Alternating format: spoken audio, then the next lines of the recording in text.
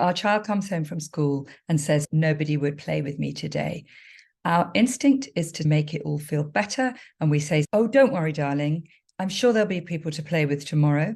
We might try and rescue them by saying, oh, that's not nice. If people aren't playing with you, then I need to speak to your teacher. Or, oh, I'm sure that's not true. When I go to pick you up, your teacher says you've got lots of friends.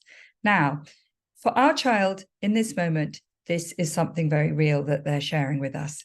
So we've got to think long term. We've got to think, if we want to inspire and empower our child to be able to deal with adversity, deal with situations where they have been excluded, then we don't want to rescue them.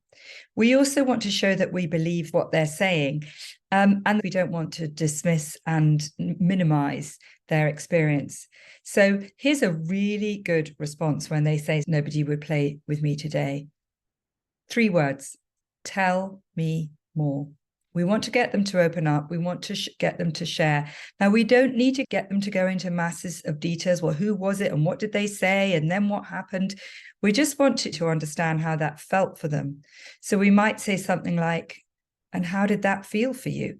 They may not be able to describe how it felt, but so we might need to give them some hints.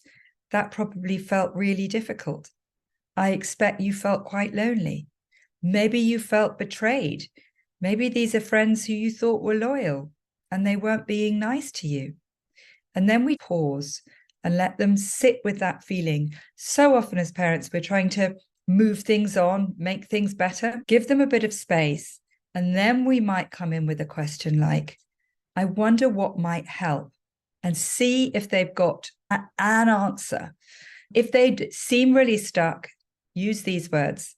I've got a suggestion. Would you like to hear? So helpful. Now, of course, we've got wisdom and we may have experienced this ourselves. So we may want to share that. This is something I had happen to me when I was a child. And do you know what I did? Or we might say, I've had a thought. Would you like to join a lunchtime club?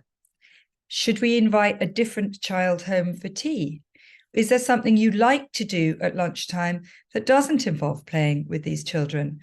Maybe we could find out what other things there are to do at playtime. Now, those are the suggestions.